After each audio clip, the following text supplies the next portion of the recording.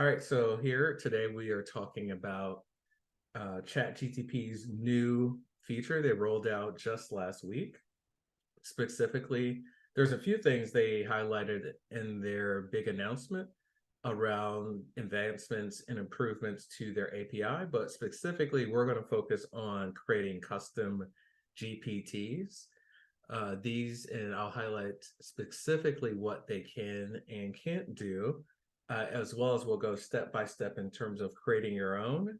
We'll also want to highlight, obviously, one of the big important parts of the announcement was uh, in the near future, they'll be creating a app store where you're able to see uh, multiple or be able to see GPTs created by others in the app store like interface, as well as there will be some form of revenue sharing or ability to monetize your GPTs in the future. So this is a really interesting opportunity now to one, experiment, build GPTs internally like we're doing for our own team, but also be able to figure out now if there are really interesting monetization opportunities to be able to build your GPT now, understand how they work, and figure out how to distribute them. And I'll highlight there's even now new marketplaces that GPTs are available.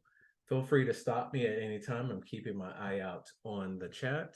So if there are any questions, concerns, or things, actually, I thank you for that. Let me make sure I'm using the right mic here before I get too far into this. All right, I'm gonna make sure my mic is picking up well.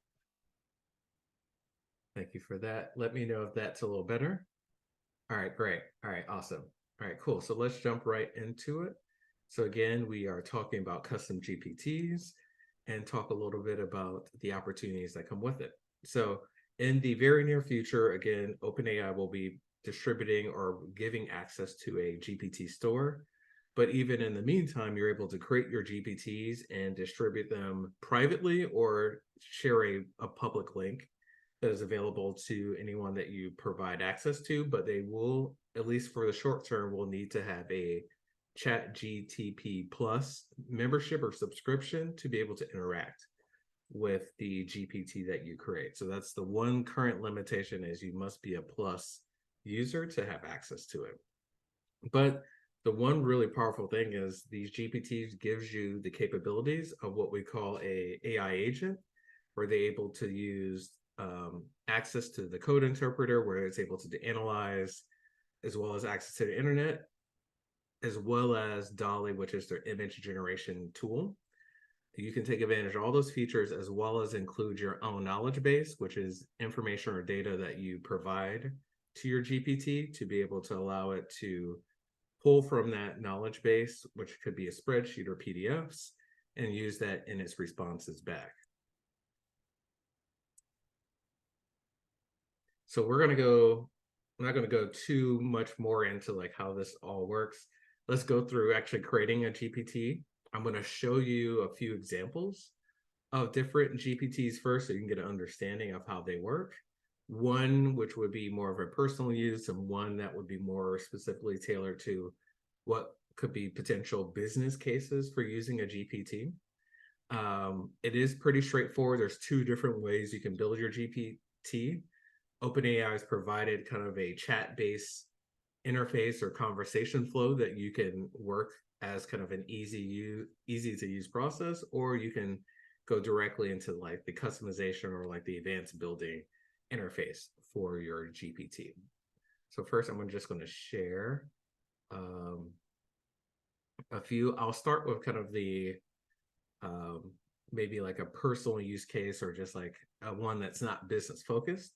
So this is the Motivate GPT. So this is one. So maybe if you're planning to build something around therapy or motivation, you can see one of the things that you're able to use or becomes available for your GPT is to provide these tips or starter phrases to begin your GPT. So I'm just going to select one that's already here to initiate it. And so now this is a pre-trained model on the topic that they've created. So it looks like This one's focused specifically around helping me navigate almost like a therapy type of application, the ability to help me navigate. I'm struggling and juggling with everything. So here's methods or strategies for unwinding. So if you're looking to build a GPT around maybe therapy or certain behavioral concepts, you can be able to build a GPT, train it on, maybe give it documents on certain therapy practices or approaches to behavioral therapies that then you can train your GPT on those different approaches, train the GPT on how it should approach giving someone recommendations or tips or different strategies, and then allow someone to be able to navigate through that chain of prompts through your GPT. I see RJ has a question. If you want to drop it on the chat, or I'll unmute you if you would like to go ahead and ask your question for everybody. All right, cool. RJ, I think I unmuted you. Yeah, okay. I just wanted people to understand that the model's weights and parameters are not being changed by this training. This train is only in context learning, or it's sort of acting as a retrieval augmented generation process, either one. So either the prompts themselves that you're adding are acting like in context learning, or if you upload a document, it's acting like retrieval augmented generation, but you're not changing the weights and parameters of the large language model because it's frozen as far as you're concerned. So there's not really any tweaking, if you will, of the model by what you're doing. Just want people to know that. Yeah, exactly. You may be able to get away with maybe in your prompt, if you do some really advanced prompting, get away with adding some weights or just giving the prompt some clearer directions. But yeah, you're not going to be able to actually kind of tweak the model itself, but you may be able to do some really clever prompting that we'll go through here as we go through the building process for your GPT. But again, yes, great point, RJ, particularly around that point where for your advanced builders, you're not going to be able to really manipulate that. You'll probably need to, if you're really looking to do that, build your own, train your own language model. And there's a bunch of tools for that. And I'll share some links to that after the call. There's a ton of build your own large language model tools that are out there now. It allows you to get full control over how you train the model or even what model you use. So that's a really good point there. All right, cool. And so that was one kind of personal use case. Another use case here specifically, since we're AI at work or talking about how AI could be used in business settings, this one's a GPT focused on if you're wanting to learn how you can create automations with Zapier, you can use their pre-trained GPT to help you figure out strategies to create automations around your business. So maybe I'm going to create one, help me figure out an automation to streamline scheduling meetings. The pressure of typing on a call.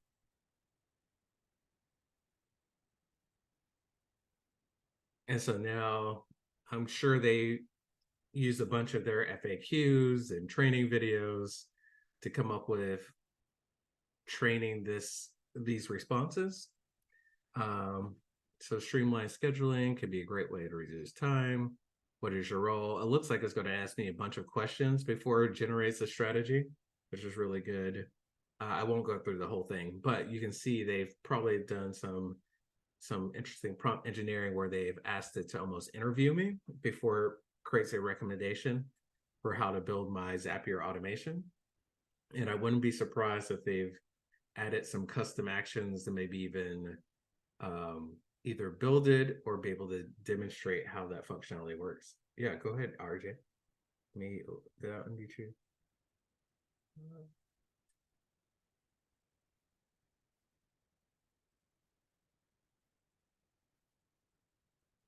Oh, wait.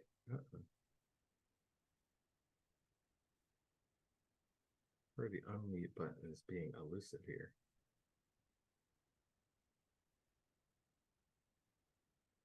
Or did I? Okay, yeah. There we go. Usually, what you do is you hover over the person's name and then you right click on them to unmute. But Yeah. anyway, so what I wanted to just point out is if you could please uh, zoom in on, Oh yes. it No, would really help because it's hard to read if you have a big screen and the video, people on the video won't be able to read it either. So oh, yeah, perfect. whenever you No, go good to a feedback. screen, Because yeah, I forgot about that. yeah. Usually I do zoom in. I forgot about. And you still enable the annotation. See, I can scribble here, so Oh, just you should have turned that off. I missed that one. But yeah, you can right click on, I think um,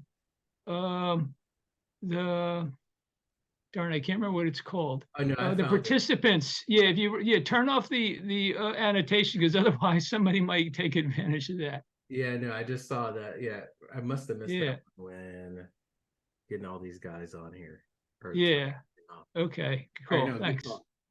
But yes, let's see. Yeah, thank you for calling that out because I forgot to supersize my screen. So yes, now you should be able to see it. Perfect. Because actually that's going to help because now we're about to shift to actually creating one. So if you, again, if you, what's important is you'll definitely need to upgrade to, if you haven't, you'll need to upgrade to GPT Plus. So that's the kind of $20 a month plan for ChatGPT to have access to this feature. Oh, actually, I see there's a question. Is there a difference between a script and a prompt? All right, cool. Let's actually go through that. So let's go through the kind of first step of creating your GPT. So if you see here, I've created one. I'll highlight that one here in a second, but you'll go to create your GPT. And so here, there's kind of the two-step process. Either you can go through their kind of help you build your GPT process here on the left, or you can toggle to actually configure it yourself. And if you're looking to configure your GPT yourself without kind of going through the kind of assist process, you can, in a sense, write your prompt here or the instructions for how the GPT should behave or interact with either the knowledge that you're going to provide or how it should interact or not interact with the person using your GPT. And so in this case, that prompt or instructions will be the thing that will guide your GPT and how it interacts. So we'll go through the kind of step-by-step process with the builder, but then we'll go back and highlight some of the more advanced configurations for your GPT. And definitely make sure, I'm gonna take a scan here, see if there's any other questions. All right, great. So I'm gonna highlight what I'm gonna build here. Ideally, if you want to, in the same as we're going through this, do this yourself. It'll be awesome. It'll be great if you can share your GPT during this call. If not, you can definitely kind of take a recording and do it at your own pace. But I think you'll be surprised how easily you'll be able to build it. So definitely, if you want to work in parallel, that would be great. And then you can generate your GPT and then share it with everyone on the call, which would be pretty fun. All right, so I'm going to share the one that I'm planning to do today here. And so we have a client that we've been building a generative AI app for therapy. And so we've been exploring creating a GPT as a way to showcase what we're doing with this generative AI platform. So one thing I've already done, and I'll probably cut and paste some of the prompts I've already created, was the kind of prompt that we designed to be able to generate therapy notes based upon different clinical standards for generating clinical notes. So I'm going to create a GPT that demonstrates doing that. So the first step is, what would I like to make? And I'm just going to copy and paste a few things from what we've already generated. So I'm just going to cut and paste here.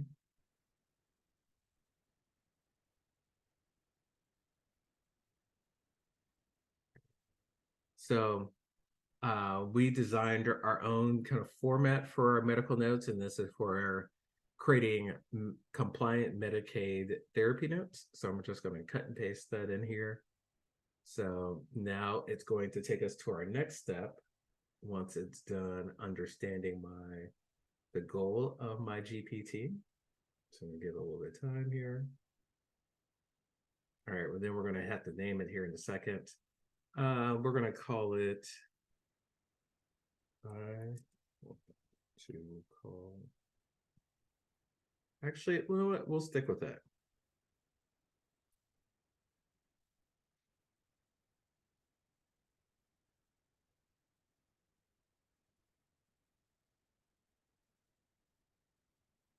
All right, cool. We'll stick with that name. You can always change it later. And I'm going to actually show you how you do that.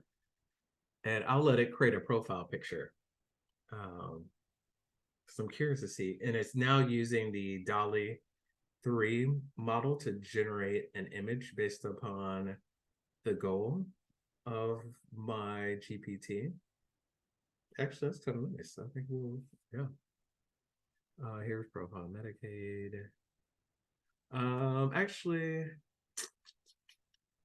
maybe we'll stick with that. I'm being picky. Yes, it's good.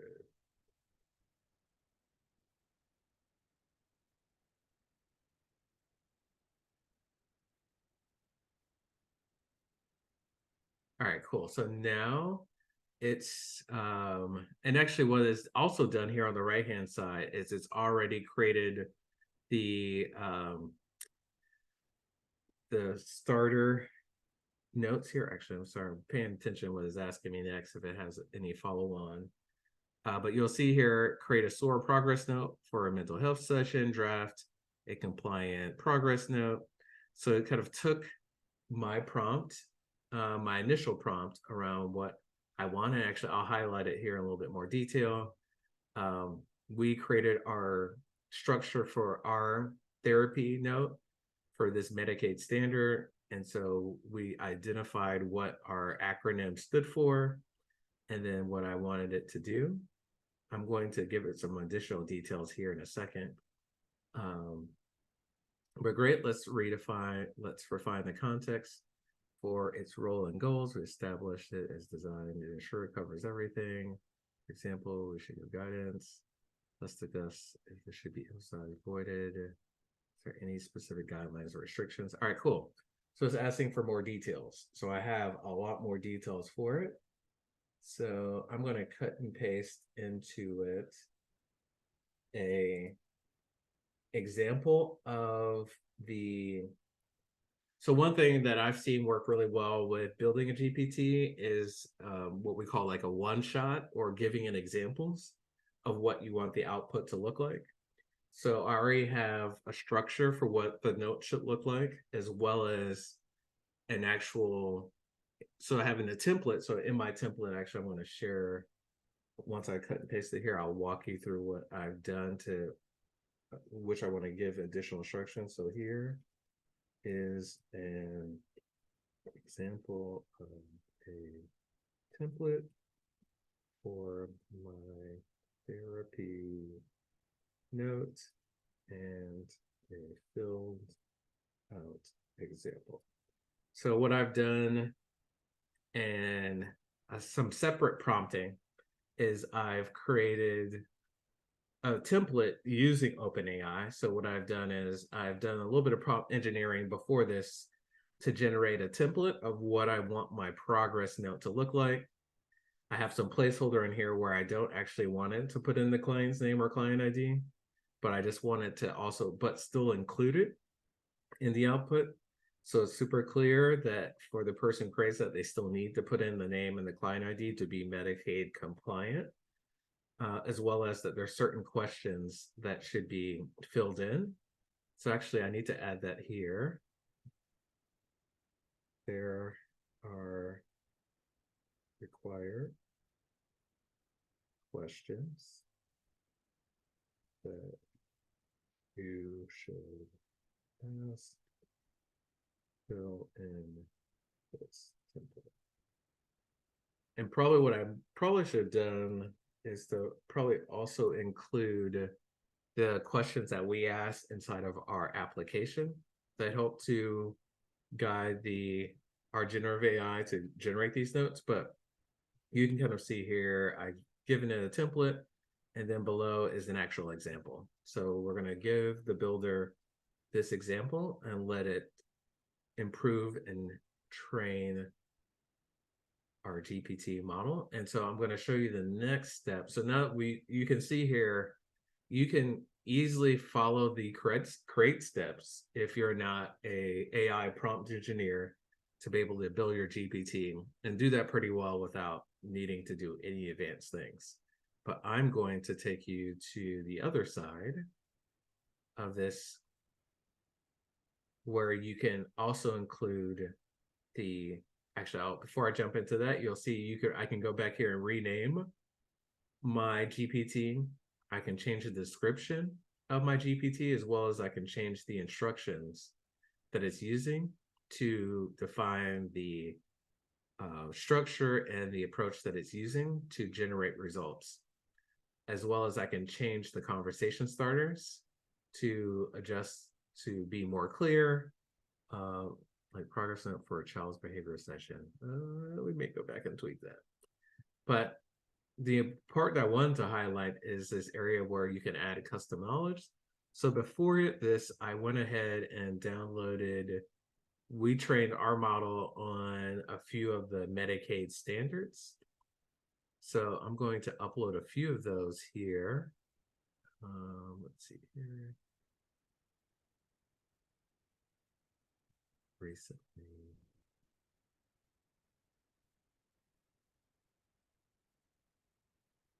There you go. Medicaid. I'm going to upload a few of these PDFs. In these PDFs, they have the Medicaid standards for progress notes. Let's see which one. So I'm going to add a few more.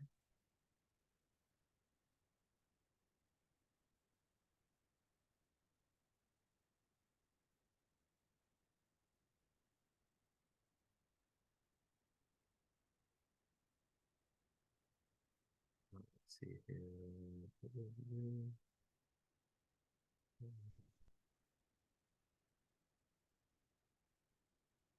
Cool. We'll just go with those four for now. And I'm going to put this and then hit save.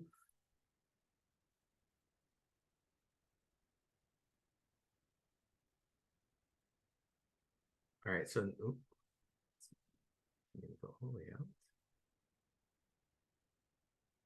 All right, but there we go. We now have, within, I guess, within about what, 15 minutes, created my first GPT, or I created this GPT in about 15 minutes. So I use mostly the build tool that's built into the GPTs, but then I added some custom knowledge. And so now it's going to have some of the compliance documents that are available to be able to also use in terms of creating the note. So I'm going to actually, let's get this shot, because I haven't actually, this is my first time actually trying to create this type of GPT off of the information I provided. So let's see what it does. Okay. So, all right. All right, this is probably question overload. So probably what I probably wanted to do, instead of asking all the questions at once, is to ask the questions one at a time, so it doesn't become like overwhelming for the person responding to them. But this is correct. It should ask all these questions, because this is very similar to the questions that we ask in terms of our application to be able to generate the note.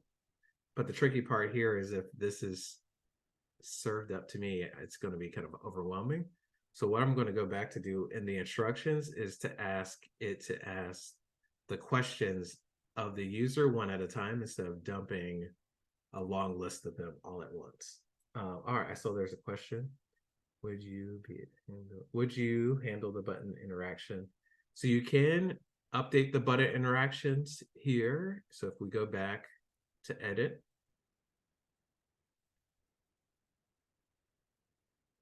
yes, and actually I see your point here. If we, to your point here, I'm looking at, I'll repeat Kenneth's question, which is, can you add kind of an if construction or switch logic to the statement, I would include that into the instructions. So that's actually what I want to do, something similar to that now, which is in the instructions say, when interacting with the user, to ask questions for generating the progress notes. Please only ask one question at a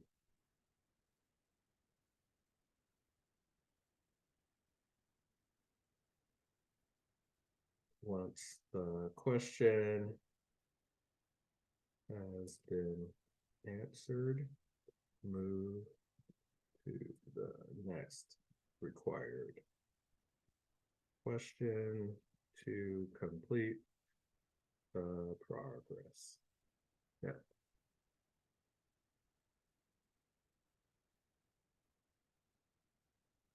All right, so one thing I want the GPT to do is to not ask all the questions simultaneously, but to ask them kind of one at a time. So then where the person responding is not completely overwhelmed by having a list of 15 or 20 questions at once. So ideally that will create a better experience, but now we're in the process now where we're looking to iterate and make improvements. And so part of that, the way that you can make those improvements is to add additional instructions to your GPT to help refine how it interacts with users. So, but I'm going to unmute Ken here, so then we can get. All right, cool. You should be unmuted. Yes, thank you. Now I was talking about like the push buttons on like the front end. So let's say if user clicks one of those buttons, like say draft a SOAR or create a Medicaid. I've been primarily creating mine using like pseudocode, but if they create, well, I've been trying to interact with like the front end buttons. Sometimes it's a miss, sometimes it's a hit. So let's say if the person comes to, I don't know, your bot and says generate a progress note for a post surgery follow up, but they need additional information. How can we code that? Could we say like switch draft a sorbets, create a Medicaid, generate a progress, outline, so on and so forth, and then go into logic like that? I've tried that, but I think I'm like 4 for 10. I'm trying to look for a better way on how to interact with front end buttons. Yeah, it's interesting. What I've seen is you could potentially link your button to an action. That may be one way of potentially getting the buttons to kind of work as like executable code, Yeah. is to be able to tie it to an action. But that's something I actually haven't tried yet, but actually that could be pretty useful because I have another GPT I'm working on, and one where we're looking to, and sorry, I'm jumping ahead, which is you're able to, and actually I'll share this down below. There's a feature here that says add actions. And so for the advanced GPT builders, you can, this in a sense allows you to incorporate functions that your GPT can call to do actions outside of OpenAI or ChatGPT. So for example, if you have a GPT and you allow it to like, you want it to check the weather depending on where the person is. Yeah. You can add an API request to weather.com to say, based on the person saying they're in Washington, D.C., use the API, do an API request to query the temperature, the weather in Washington, D.C., return back the response from that so that your GPT can show the weather in Washington, D.C., or use that information to modify how the GPT is generating data or content related. Maybe you're writing tweets based upon the weather in the city. So there could be ways that you can incorporate third-party data or actually those functions to be able to incorporate additional functions to your GPT. RJ, you want to jump in there as well? Yeah. I just was wondering whether there's another option you can use to answer Kenneth's question, which is to, in the prompt, tell the large language model to specifically act like a program. Yeah. And I've seen this demonstrated before in different papers on medium.com, and I've actually tried it myself, and it does work quite well under limited circumstances. So you could, for instance, let's say if Kenneth says, well, I wanted to do this, and this. Well, what you can do is in the prompt in the beginning, you could say, ChatGPT, you're going to simulate acting like a program, and you're going to follow this structure. You're going to provide this menu in the beginning that says item 1, 2, 3, 4, 5, and then you're going to list the description for those items and tell it what to do for each. But you're going to say, do it in a conversational way.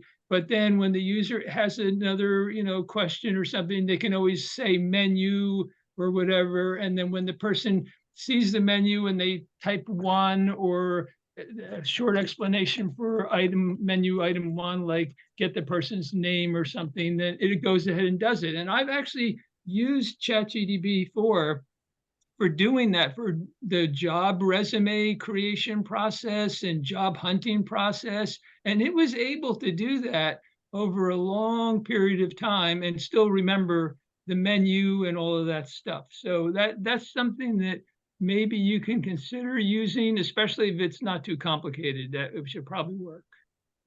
Yeah, I'll That's a definitely try really that. Thank great you. point. Yes. And I'm going to see if I can find it because I have like a super prompt I curated for like a behavioral therapist where I had it role play as if it was a therapist, but then gave it the prompt. In the prompt, there was instruction on how as it role played as a therapist, how it sequenced through the therapy session. And so, yeah, you can basically give as it role plays as that individual or whatever you're asking it to role play as, you can give it the sequence of questions as well as how it should move through the interview process or how it should be, and even the therapy one, once it gave the response, it was always prompted to then give a follow-on question. So yeah, you can definitely design that in the prompt to be able to kind of have your prompt execute and role play as a particular role. Go ahead. Yeah, and as an example, that's a great thing you pointed out there. As an example, I'll post a link in the chat in a couple of minutes when I find the link. But it's a really easy example to follow. You can read the paper and you can just basically follow the example prompt, but you can paste it in just as you see it in the paper. It's really simple, but paste it into like a big language large model like Claude or something like that can handle a large amount of context. Yeah. And try it out, and you'll find it's very easy to use. And then go ahead and adapt it. So you can try putting in your own steps and just keep the rest of the prompt structure exactly the way it is. And people will learn very quickly how easy it is to do that. But anyway, I'll put that prompt link in later on, just letting you know. Thanks. Yeah, I just dropped the therapy one in there, and you probably actually could use that one I just put in the chat to even create your own kind of therapy GPT, because it works pretty well. I've been actually surprised how well this prompt works. Sometimes I think ChatGPT has been adding some safety rules. Every once in a while, it will trigger that it won't do this role play as a therapist. So be mindful. It may work or may not work because every once in a while, some of the ChatGPT safety precautions of what it doesn't want people to do will flag it. Not in a bad way, but they've added guardrails for some of these things. So it should work, but every once in a while, I've seen the flag go off of like it'll respond back saying, "I can't do that. I can't do therapy." So, but yeah, give it a shot. But that's a that prompt in the chat is a good example of how you can ask ChatGPT to role play. In terms of it pretends to be an interviewer or pretends to be a career coach, and you can design a prompt to do that. And actually, one quick tip here would be, I'll share if I'm sharing my screen here. I use a tool called Prompt Perfect. Some of those may be pretty familiar with it. But actually, I'm going to take that prompt that I just stuck in here. But what's nice about Prompt Perfect is it helps to improve your prompt depending on what tool you're using. So I think I'm doing the paid plan, I think. Maybe, maybe not. But you're able to select which language model you're using. I'm going to put in that therapy one that I just plugged in. But what it does is it attempts to optimize that prompt that you entered into the field to get the best possible result from the platform you're using. So here it created, it looks like it looks a lot better. So it looks like it really improved my prompt. Actually, I'm going to copy and paste the one that it gave me here. Oops. Looks like it's still.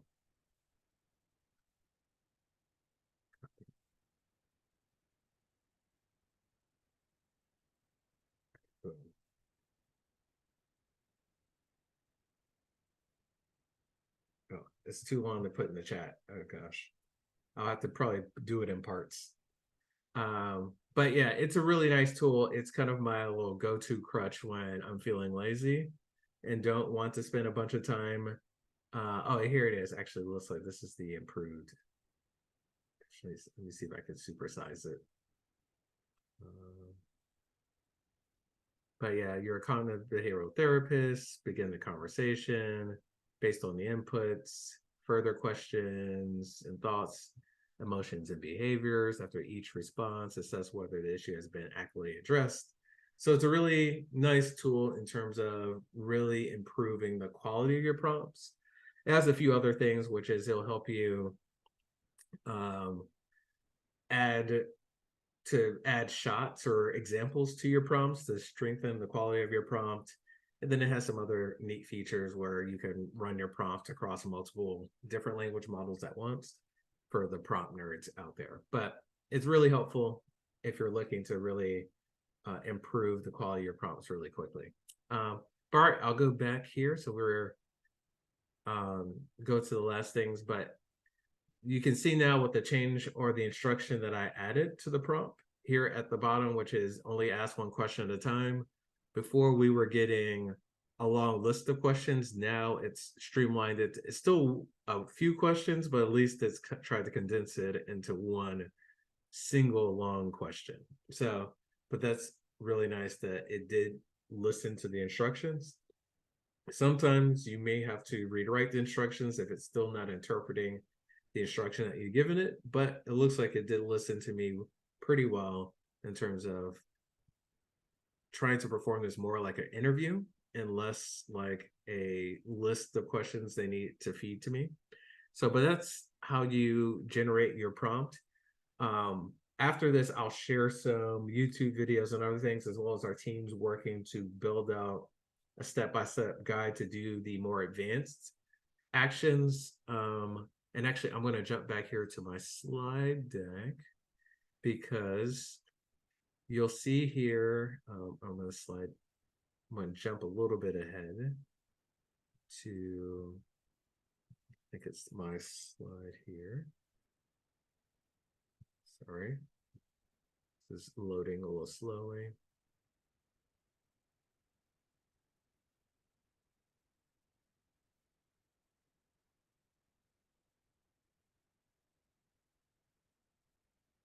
All right, here it is. But like the screen I was just showing you, you're able to add actions to your GPTs. Zapier has been really clever with how it's been really aggressive about building integrations to AI and AI automation tools. And so now inside of Zapier, you can create AI actions. And so you can see here, this is an example of like one of these AI actions, which are around booking or adding a calendar booking to your calendar. And so with this GPT action, they've added the calendar Zapier action to the GPT. So then when you're interacting with this calendar assistant with your GPT, that it then will actually book the calendar event on your calendar.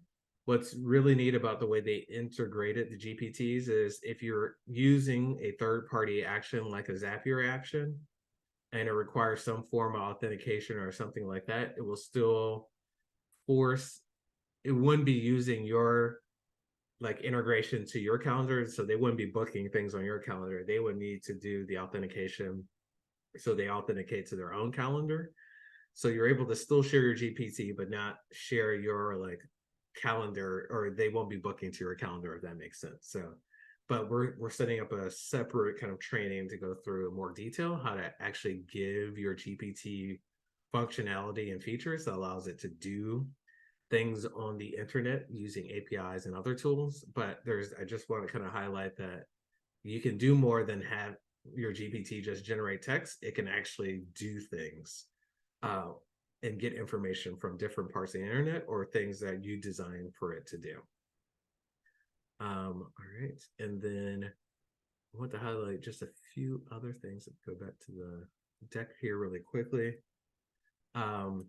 If you're looking, it's already happened pretty quickly, but people have already started creating marketplaces or directories of GPTs. And so if you're looking to see how other people are creating their GPT or just tinker with GPTs to see what they can do, this is one that I've found to be probably the most useful. There's a bunch of them now already within a week of them announcing the GPTs, that there's a few directories now. And so if you do build a GPT, I would go ahead and like share it on these platforms, because one of the things that I wanted to highlight here is with OpenAI hasn't clearly defined how they're going to generate or define the revenue models around GPTs, but they obviously communicated during their big keynote that a big part of the monetization model is how frequently your GPTs are used.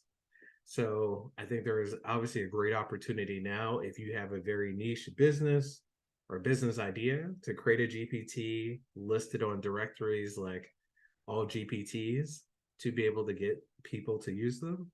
There may be, once there's a more clear announcement around how the monetization model will work, or if it's going to work like a YouTube model of, hey, if you get 10,000 runs of your GPT, we send you a check. We'll see how they set it up. But I think until then, it will be an opportunity to get your GPTs out there. For our own clients, we're using it as a way to do marketing and get some visibility, just because there's a large amount of interest around GPTs. And so we're starting to incorporate GPTs for clients and partners, but also for internal usage. So you can, ways that we're starting to implement it internally are using it for clients. So if our clients need help creating content for Twitter or LinkedIn, we can train a GPT on information on their business, things like that, train the instructions on how we want it to generate content for them. And now they can just share their GPT internally and use that as a tool to be able to either create tweets or create documents or do other things. And so it could be a really effective tool for your business to, as an internal tool for operations or standardizing things inside of the business. So we're starting to really experiment with that. Huge educational opportunities in terms of like role playing to learn the ABCs or different things like that.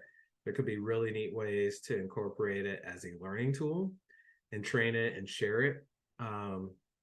So I think there could be kind of endless possibilities about how you can use it for your business, as well as even as a marketing tool. And then in the future, ideally, if there is a way to actually charge for your GPT to have access to it, we're already tinkering with the one that I have here in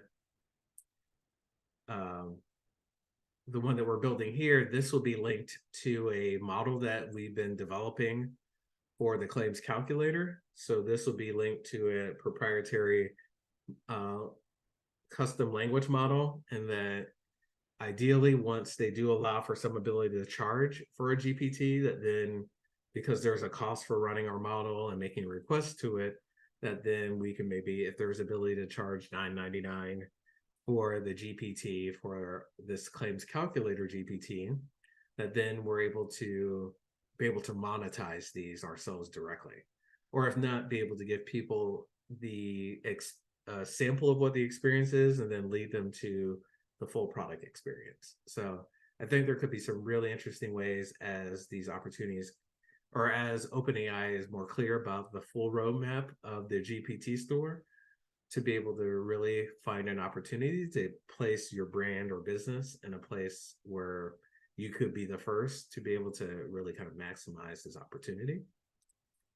And then the last thing here, which I've been coming across a few people posting, particularly on LinkedIn, is that right now there are kind of ways to hack your GPTs, because you can, I haven't tried this yet, but actually let's see if this actually works. So like one of the hacks that I actually saw online was there's a way to potentially ask your GPT to share the links to the knowledge base files that were uploaded. So I haven't tried that. Maybe OpenAI has already fixed some of these security holes, but let's see if it actually happens. Let's see. Can you share the URL to PDF?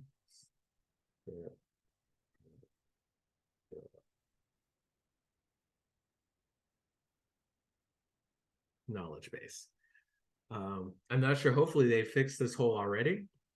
All right, good. So it looks like they've already kind of caught on to some of these early hacks when they opened it up. But I think early on, when they first released this early last week, there were some prompts that you can make that were allowing to expose some of the, at least the prompts that were used to actually generate your GPT, as well as some of the actual files, or even I think someone even were able to successfully get the credentials that were used in like the header for like the API requests being used. So, but it looks like they're fixing it, but it's something to keep in mind that I may still add these.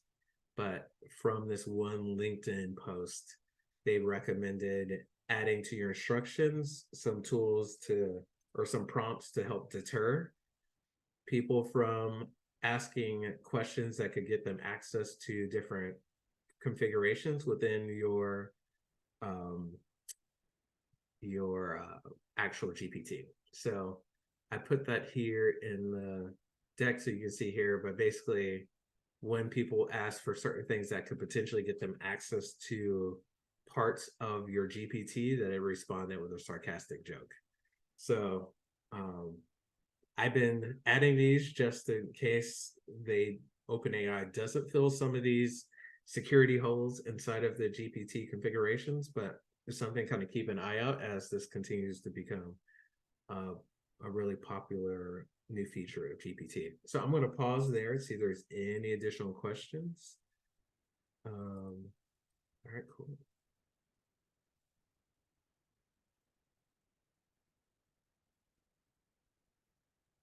RJ? Oh, sorry, I didn't see the button. So I just have a general question. It's sort of a side question, actually. Could you comment just a little bit, if you can, about, or if you want to, about the HIPAA issues? Because you're talking about medical data and privacy kind of stuff, and I was just wondering what the issues that come up about all that. How can this be done and be HIPAA compliant? Yeah, so actually the specific rules around HIPAA that we are avoiding are actually, and actually I think that should be in my instructions, but I may need to double check. But the things, particularly around HIPAA and using AI or language models, are the big things around HIPAA are you are not allowed to like share client patient information outside of HIPAA compliant technologies or tools. So what we do, particularly in the app, the full feature app that we do, but I would probably need to make sure is in the instructions or prompt, is that if someone forgets and puts the patient's name, Marcus Finley, Marcus Finley had a session Thursday at 4:00. In the prompt, that should be in our tool that we built, before it goes to OpenAI, we strip out the client information. So we have some pre-processing we do before it gets sent to OpenAI to strip away patient information. But I probably would need to make sure, even in the instructions for this, to have it ignore the patient information if it does get added to the prompt. But yeah, that's one thing why, as we've been tinkering this, we may not be really ready to do it here on GPTs, because we probably need to read more of the fine print. Okay, thanks very much. Yeah, we have a bigger strategy now with the platform we're building, where we're building our own language model, or we're using an open source language model that we're deploying in a HIPAA compliant AWS server. So then we'll check all the kind of HIPAA compliant requirements of having it stored in all the appropriate ways, and storing the patient information in all the HIPAA compliant ways inside of our own vector database and all that nerdy stuff. But we were trying to at least demonstrate here how it could work. But yeah, there's definitely some interesting rules that we're probably maybe getting in trouble with, because even if we ask the instructions to ignore the patient information, if someone forgets to add it in the prompt, I'm not sure if that still protects a therapist if they forget it. So I'm not really sure about that question. So I probably need to create a GPT on if it's still HIPAA compliant if we tell the instructions to ignore. Okay, great for that. And another just quick question is, yeah, another good question is hallucinations. So have you run into hallucinations? Have you figured out ways to avoid them, or, like in your prompts, or? Yeah, it's mostly in the prompts that in most of the prompts, and I'm not sure if in the one that I copy and pasted, usually what I put in the GPTs that I've worked on is that I tell it to heavily rely or only rely on the knowledge base that's been provided. And then I usually cut off internet access, because I don't want it going off to the internet to then go get incorrect information. So yeah, a lot of that gets handled in the instructions. I'm not sure if I put that in this one, but yeah. Yeah, if you could talk about a little bit how you worded the prompt, because Yeah, I've seen people say that, well, if you tell it, to only use the information, like you said, that's in the documents, don't use any of its other, training, pre-training knowledge to answer questions, and then also to only answer questions that the training documents are, have the answer for. Don't go making up an answer if the training document does not have, if the uploaded documents in the database or don't answer the question, don't tell, it should say, I don't know, or something like that. yeah. Like in this one, for like one where we're actually intentionally using the code interpreter, there is very explicit instructions about what parts of its generation that it should be, where it should be generated. So like here we said, use your knowledge base to determine the line items that are missing in the property insurance claim. And so it's a pretty detailed prompt, but because we've asked it, because the goal of this one is that you upload your insurance claim and it's going through and analyzing room by room. And so in the prompt, we give it clear instructions at each step of how it should analyze it, and when it's analyzing it at each step, where it should be looking and which document that's been added to the knowledge base that it's going to reference.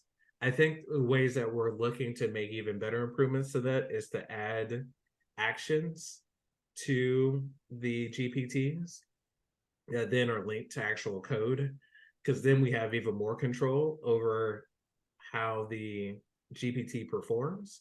So that's something now that we've been tinkering with it for the last few days. We're actually exploring just developing actions to make sure it executes each step the way we want it to. Because then in the actions, we can basically write the code and tell it to function exactly the way we want it to. Okay, great. Yeah. So it basically, effectively, you're sort of making it act like a program with the prompt. So that's Exactly. why I think people, if they take a look at that link that I provided, they'll see a structured format or framework, as they like to call it, in that link, where they're actually specifically pointing out how it should act as a program. So, and I think maybe using that more of a structured framework approach might get better results, but I'm just curious. Yeah, and So, actually there's this tool here I'm sharing. I actually meant to put this in the deck today, but I haven't had a chance to test it, but it looks really interesting in terms of, wow, that's super bright because it's a white screen. The what it claims to do, which I haven't actually had a chance to test it in detail myself, but what it shows on paper that it allows you to do is that you're able to, in a sense, load all your knowledge base and the behaviors that you want the GPT to do. Then it provides the schema that you enter into your custom action. So basically, you use their tool to basically build your custom knowledge base, and then you have ChatGPT. You link the knowledge base that you build inside of this other tool, and then it generates a schema that you then cut and paste into here, and you cut off code interpreter, access to the web, or DALL-E. That then your GPT only references the schema in terms of generating results related to your GPT. So I just came across this today and didn't have a chance to really tinker with it, but if it works the way it's marketing itself as, it could be a great way to really help decrease the chances of a hallucination. But also, I think I haven't really tested this, but I believe the limit of documents you can upload to GPT is 10. But if you're using their tool or some other tool to basically build a knowledge base, you'll be able to have an infinite number of documents that you can train for your GPT, and then to be able to cut and paste the schema from this tool, or be able to build your own schema, or use GTP to help you write the schema for your custom knowledge base to link to your GPT. cool. Thank you. Yeah, so this one I haven't tried yet, but it's definitely on my list to see if it allows us to kind of build these even faster, and then, to your point, reduce any chances of hallucination, or just reduce the probability of getting junk responses. All right, and I saw Kenneth, you're asking about, yes, we were looking in terms of the open source language model. Yes, we were looking at Llama in terms of building for our kind of HIPAA compliant custom language model. And then to deploy that, there's a few new tools out there that I want to tinker with, but we'll probably just go to AWS to host our language model as well as our vector database, since obviously AWS already has very HIPAA compliant services.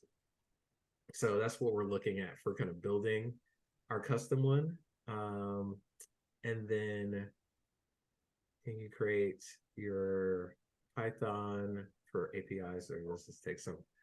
What I've actually seen, so for Kenneth's question about writing your own APIs or even kind of programming your GPT, one thing I've actually seen a few people do recently, just kind of watching people who do things on YouTube and share videos, is that they have actually used ChatGPT itself to help write the schema. So if you're going to like a platform like Rapid API to add some additional functionality to your GPT, that you can take the API structure for making the requests or calls and copy and paste that into GPT and then ask it to create the schema based upon the API request. And then also to ask it to help you write how you should format your headers for your custom actions. So that's what I've actually seen a few people do that aren't hardcore coders, is that they'll go to Rapid API, and maybe they're trying to do like maybe real estate home searches. So they go to Rapid API, create their account, copy and paste the code for making API calls, or to get locations or get suggested locations, copy and paste that to ChatGPT, and then say, ChatGPT, help me create a schema. Actually, I'm gonna take a stab at that because I actually haven't tried that myself yet. As an expert coder, help me create schema for GPT for this API request. Let's see what it does. All right, cool. So there you go. So yeah, now ChatGPT is writing the schema I would need to put into my custom action to be able to do the API request to get back suggested home locations. So I guess that hack works. So probably the only other thing you would also need to do, since you would probably need to generate a bearer token, is to just figure out how to pass the header successfully in the header section of your custom action. So when you come here, but this is something we can definitely tackle we're working on a part 2 on kind of advanced GPT builds. But you'll see when you're building your actions, you have a place for the schema, which I can cut and paste, but then does the schema I'm using require authentication? And if it does, either the API you're using has an API key, or it has a bearer token, or if there's other ways to credential your API request or your schema. So you may be able to, probably not maybe, I'm pretty sure you can probably ChatGPT your way through figuring out how to set up the authentication for the request that you're making to be able to get it to work. Oh, I think I see another hand. Okay. Kenna? Yeah, I was just gonna ask, how much traffic are you anticipating? Because I know like those AWS and those Azure cloud costs could really hurt. Yeah, that's where I think that was one. We're still kind of tinkering, particularly with this HIPAA compliant one. There's a few services now that are specifically around hosting your own language model. There's one I'm starting to even tinker with today. I'm not done yet, but it's called Verta, I believe. Oh wait, this is not gonna let me go back. Yes, I'm gonna leave my progress. But it's kind of sold as a tool for allowing you to build your own language models, but also host and monitor and deploy. So there's a bunch of these tools starting to come out in terms of being able to build and train your own language models, but also to help you manage and deploy them.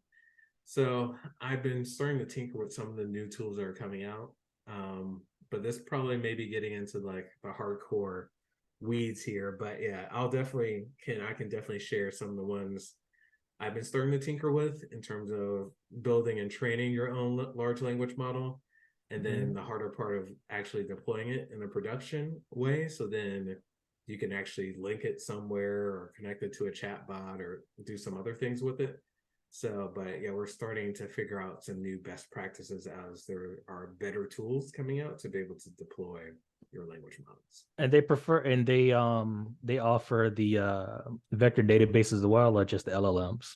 It's the LLMs, and then with this one, it does allow you to pick different models. I may have already. I wonder if now that I started all over again. like here, I believe the next step, they allow you to pick across. So yeah, I can pick GP3, or I can pick some of the open source models to be able to build my language model against. Okay. So I can pick Llama here and then feed it a bunch of data. They have a template for how you generate your data set. Mm-hmm. Even if you're like cutting and paste PDFs, you just got to still put it into their format for the CSV. And then you start doing your prompt engineering, and you start doing evaluations against your model. Okay. So I was curious about this one because it looks pretty sophisticated in terms of how they set it up. So I'm very curious to see if this could work in terms of becoming a new standard for us in terms of streamlining, building, deploying, and training large language models, and then getting them out to production. Okay. Yeah. So, Cool. but there's so many more of these things coming online. It seems like every day there's another tool being like, here, build your language models here, and Right. be able to deploy them in some useful way. Okay. But definitely, I'll share. I got a running list of these things I've been trying to get through. Cool. But if there's no additional or RJ, jump in here, and then I'll see if there's any additional questions here in the chat that we may. Okay, so my question, this is more of a technical question. So when you're building something like this, like how do you do like a unit test, or like how do you like make sure that it's working the way you expect? And then if it seems like it has some problems, like how do you build in the features it needs so that it would be able to, handle problems that come up? Yeah, in the past, and this is where I'm trying to avoid this, we built our own kind of versioning system for Oh God. models that we built for clients, but it is brutal and finicky and and brittle. And so that's where I've been looking to see if, as more of these platforms are coming online, if they're doing a better job of deployment management and version control. So if we realize we trained something really poorly in the last kind of iteration or run, we can like revert the model backwards to the last best known version of it. And there's a few recently, I've seen a few tools come up on Product Hunt in terms of specifically tailored for unit testing and regression testing on your model. So it's running the same questions over and over again and looking for dips in performance or quality, or doing evals on the model and how well it's performing on each kind of iteration of the model against human training and other things that whatever parameters that you define in terms of performance for the language model. So there's definitely more tools coming online in term to allow you to test and evaluate the quality of your language model over time if you're either progressing or regressing. And how about like, how about, thanks for that. How about like, when they update the model, then do you have to go through some test? Do they warn you first before they update the model so you can test it with the, the in a test environment, or how does that work? This one particularly, that's the one, actually, I'm going to log out here because they have some stuff on their homepage in particular that caught my eye, particularly around those questions, which were. Oh, wait. No, I was talking more about OpenAI. Like, and if OpenAI is going to update the model, let's say they train the model addition with some more training, and now they want to release an updated version of their model, like a slight tweak to it, let's say. Do they tell you, okay, we just train the model some more, make sure it still works with your prompts, or you might have what they call prompt drift, that kind of thing, where it doesn't follow the prompt the way it used to?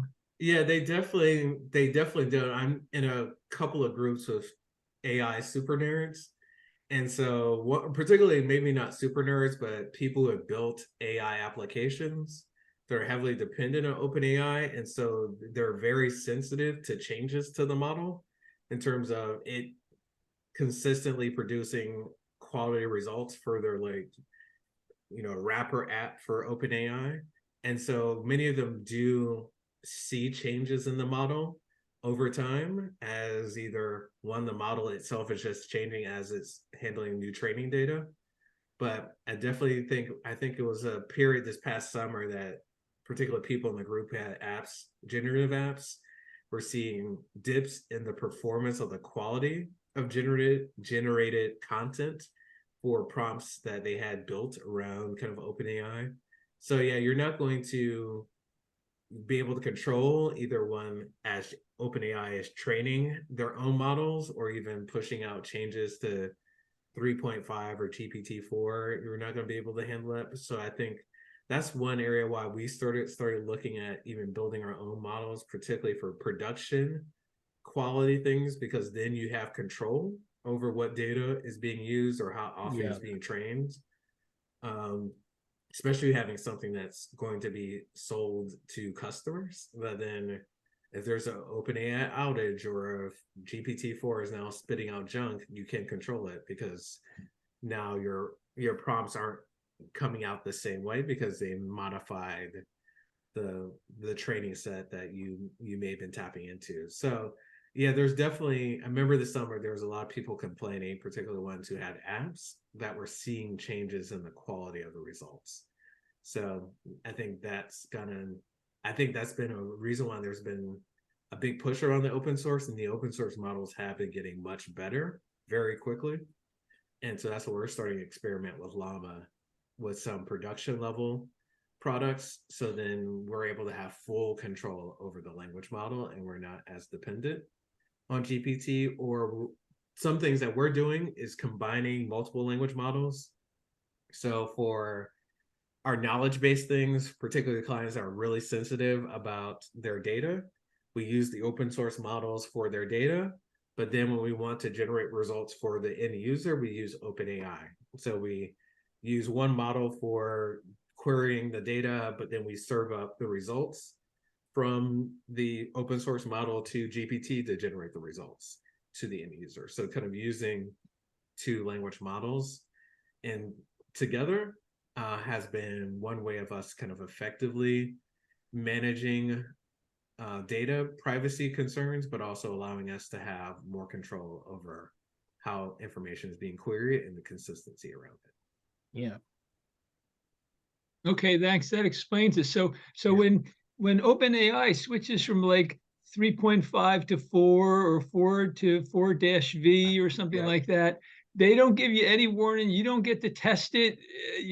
They just switch over and then you gotta, maybe test it real quick as soon as they switch over to see if where it breaks. Yeah, I think some of the thinking this summer was because of the volume of users and usage to ChatGPT that there was some regression just because of the amount of volume of new training information the model was getting. I've been seeing improvements in GPT-4 and even speed in terms of prompts I've been running before that are performing better now. So, but yeah, again, you don't have control over any tuning that OpenAI is doing it with the model. And so that's kind of the double-edged sword you may have if you're building anything really production quality or that needs production consistency with OpenAI, is that you won't be able to control it at the They end. do have custom tuning. You're just going to pay through the nose for it. Yeah, exactly. So yeah, so it's a I think that's where I'm starting to be even more interested in looking at open source or looking at tools like this to be able to have much more control over how we deploy these models versus being so reliant on OpenAI. Have you thought about just running it locally and then using something like Cloudflare to put that app online so anyone could access it, or rather your API could access it and just use it for free?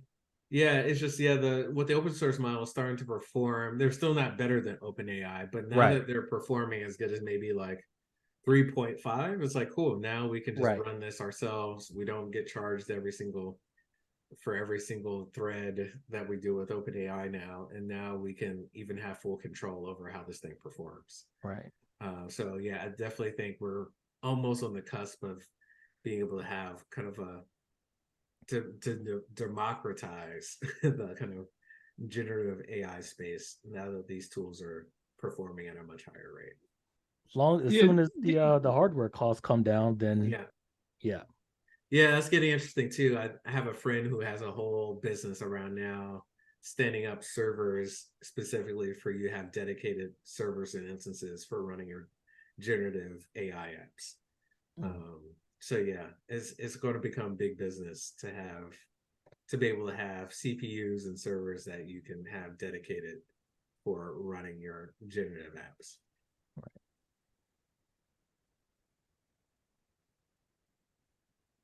I got one more question if I can. Mm-hmm. Functions. So you mentioned functions, I think, in the beginning, but I'm not really too clear about what that entails. Could you just go over Yeah. that again? Because that's one of the more advanced things that it allows you to do. But what does that involve again, please? Yeah, so like if like that example I was just kind of running here, if you were looking like this like Zillow example, if I wanted to be able to say I had a GTP that was focused around home searches for finding your next dream home, you could have the GPT ask a set of questions about what kind of home are you looking for, 4 bedroom, 2 bath, where do you live? Once they get through those set of questions, you can then you can add an action to your GPT, and then your instructions, you can say, hey, GPT, once you ask these sets of questions, call this action called Zillow home search to be able to search for homes based upon the answers the user provided. So you can then give the GPT basically functionality to make this API request to Zillow to do a home search. And I haven't really looked at this API, I just assumed it's a home search API, but you can allow OpenAI to make this API request. And then let's see, I don't know what the results of this API looks like, but depending on how it returns back results, you can even tell ChatGPT, and actually my ChatGPT prompt here for the schema probably should also included in the schema what the GTP should be expecting to get back from this request. So it should be getting back property IDs, name, and state. It looks like that's all it gets back. It doesn't get, it'd be great if it got pictures and other things, but it looks like this schema is telling it what it can expect to get back from this API request. So then I can probably say my instructions are, hey, use this custom action to do home searches, then list out in a table the results of the search, something like that. So you can, in your GPT, allow them to do a home search and then provide the list of homes in a markup table. And then if this provided a link to the Zillow home, the home to the link to the home on Zillow, you ask it to include the link in the markup table for the results. So you can add that all in the instructions, but you can then at least give it the schema to execute the search, and then to tell it what to do with the results once it gets it. So yeah, I get the name, ID, and state. Don't you have to declare or define your functions from your profile page, if I'm not mistaken? I believe, actually, let me go back here. Because yeah, this, I should have probably found a better example. But let me go back.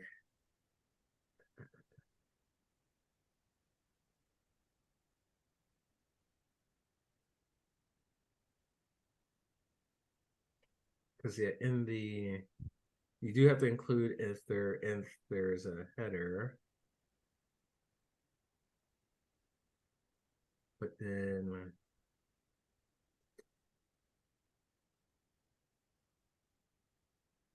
I think you have to include, I'm trying to remember Apple, because I don't think I have any in this account that I'm showing here. But actually,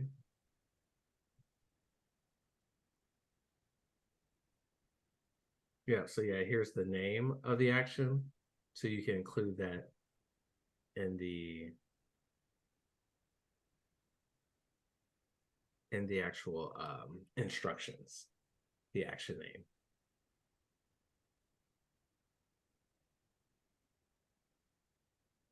What is it? Oh, location, Washington.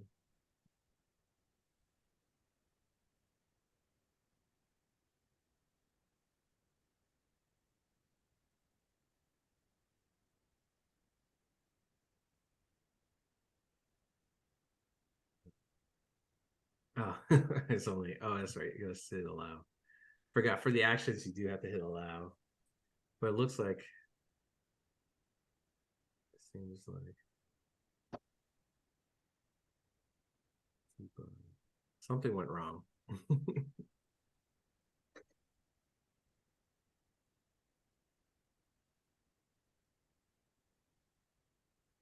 Yeah, I'm not sure what went wrong with this one, but you can see you are able to, once you create it, you can create the custom action, but I'm not sure why this little test example one didn't work.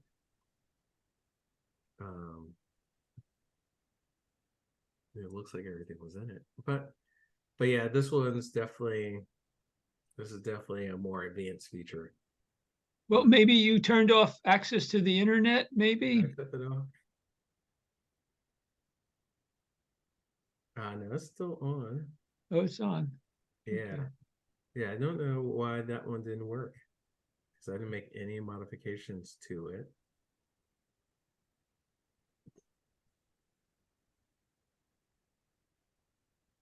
But you can at least kind of see what it was at least tempting to do.